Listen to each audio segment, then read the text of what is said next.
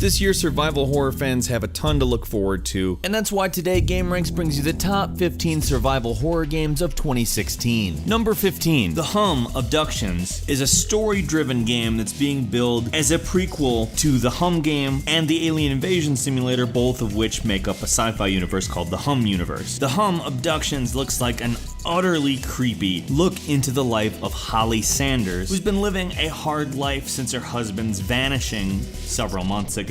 Apparently there's some sort of terrifying revelation, and I'm in. I'm sold. Like, the graphics in this game have such a creepy look to them that it's hard for me to believe that this could be anything other than a really good game. Number 14, Friday the 13th, the game. Now, normally when you add the game to a movie title, it's bad, but actually this looks pretty sweet. So what it is a third-person asymmetrical multiplayer game, and you have either the option of playing as Jason Voorhees or as a camper. As a camper, it's more of a survival horror experience, whereas when you play as Jason Voorhees, it's kind of a hunting experience. The asymmetrical element is that it's a 1 versus 7 multiplayer mode where you have to essentially either figure out how to not die or figure out how to kill. It's perhaps one of the more interesting movie to games that I've heard of, and the cool thing is that it's obviously done with the fans in mind rather than as a cash-in, because there's no movie coming out right now. Number 13, Dollhouse is a noir-style game where a detective by the name of Marie is trying to unravel her past. The idea is that she slowly discovers that she may not actually be right about who she is, and the narrative itself adapts to the player's decisions on what memories remain valid. The intention of the game is stated as to use suspense over jump scares, so that makes me very happy, as jump scares are very effective when you use them sometimes. However, no one is using them sometimes, so to hear that, very reassuring.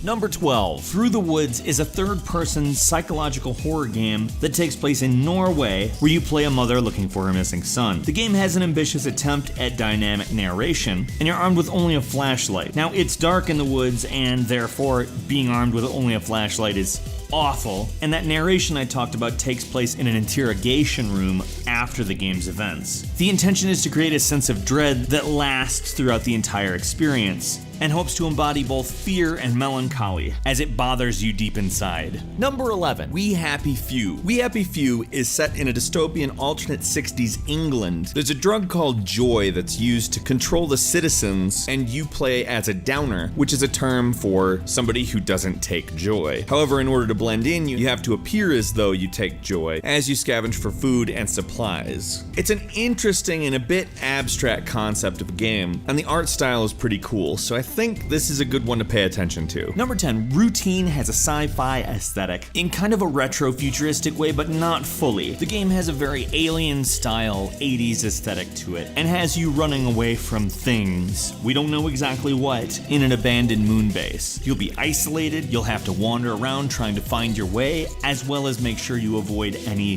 hostile interactions. It kind of reminds me of Alien Isolation in a few ways, but if anything, maybe a bit more scary on account we haven't really been shown what we're running from, just that it sounds horrible. And maybe not even what's lurking in the shadows that sounds horrible, but just the atmosphere itself. It's tense. Number 9, Kodoku is a 2D survival horror game that aims to create an aesthetic that combines Lovecraft with traditional Japanese folklore. The game's developers cite Siren as an influence, so if you remember that, you might have some idea as to what you're in for. This is perhaps one of the more unique titles on the list, so I would keep an eye out for it. Number 8, PAMELA is a sci-fi open-world survival horror game that is also intended to play like an open-world sandbox. The game deals with the pursuit of perfection and the cost it has to everybody who lies in wake. It takes place in a utopian city, and the population is infected with a disease that disfigures them and makes them aggressive. Now, PAMELA is highly anticipated and took only 48 hours to reach number 1 on Steam Greenlight when it was put up. Number 7, OVERKILLS The Walking Dead is a first-person shooter set in the Walking Dead universe made by the creators of Payday, and that there should tell you just about everything that you truly need to know to understand what's going on, because it's supposedly going to be a lot like Payday, except for a Walking Dead game. But for those that don't know, Payday incorporates elements of role-playing stealth into a first-person shooting experience, and being it's The Walking Dead, it's obviously a survival horror game. There's also going to be a VR element to it, but there's not a lot of information information on that. Payday's a pretty sweet game, and frankly, that makes me very excited for them making a Walking Dead shooter, because there isn't a Walking Dead shooter, and well, it's overdue. That's the best way to put it. Number 6, Perception is one scary looking game because you play a blind person, and the way that they visually represent that to you, who can see, at least I assume, the game uses echolocation, which is kind of like how Daredevil sees, and kind of functions as the scariest possible version of Marco Polo. Because you're using echolocation, the art style is very different from that of other things that you've seen, and you really only see outlines of things, and honestly, that already makes it kind of scary looking anyway, and to be honest, I'm not looking forward to cleaning up my pants after I crap them.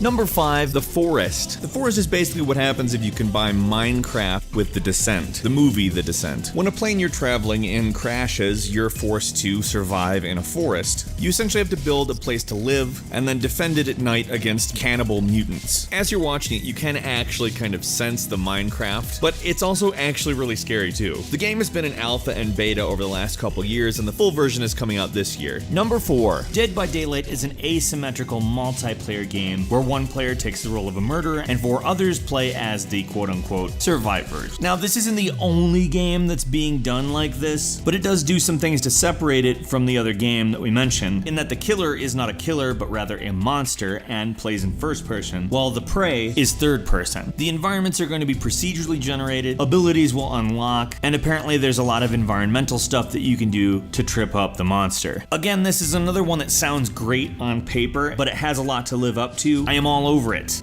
Number 3, Resident Evil 0 HD, a prequel of the original Resident Evil, which was made just after their first remaster of the original Resident Evil, really moves into HD very well. It's already out, so if you're wanting to play it, now's a good time to go do that. It's pretty much a quintessential Resident Evil classic style game, and if you're among the people just absolutely waiting for a Resident Evil 2 HD remake, this will scratch that itch, at least for a while. Number 2, Allison Road is basically the spiritual successor to PT, or the Silent Hill playable trailer. Now, everybody was really disappointed when that got canceled, including a lot of game devs. Currently, the most promising game to fill the shoes of Silent Hills, at least I think, is Allison Road. Now, they've pretty much nailed the type of dead silence scariness that Silent Hills has, but I would even say that they went a step further in making a mystery that is a little bit more involved. I'm really looking forward to this game. And number 1, Outlast 2. Obviously, the sequel to Outlast 1, Outlast 2 retains a lot of the same elements, but we don't really know a lot about the story. It will be taking place in the same universe as the first Outlast, but they haven't made any announcements as to whether it's going to retain exactly the same gameplay, completely foregoing combat, and making it a run and hide style game. The developers did a bunch of research into the Jonestown Massacre, so I have a feeling that's probably going to give you a clue as to what the story is. But beyond that, we don't really know much. There's just a trailer that's filled with stuff from Revelations out of the Bible, and we know that the original Outlast is terrifying. A few bonus games for you. First, Five Nights at Freddy's Sister Location, which is a return to the much more liked gameplay style of the original Five Nights at Freddy's games. Class 4, which is a game that kind of takes State of Decay to a larger, much more worldwide extreme, and scales up the gameplay significantly. And finally, Tangiers, which is an abstract art meets horror genre game that, frankly, the trailer freaks me the hell out, as it should be. Which survival horror game are you looking forward to the most? Let's meet in the comments and have a discussion about that. If you enjoyed this video, please click the like button, and right now is a great time to subscribe if you're not. We upload brand new videos all the time, and the best way to see them first is, of course, a subscription. As always, thank you so much for watching this video, and we will see you again next time right here on gameranx.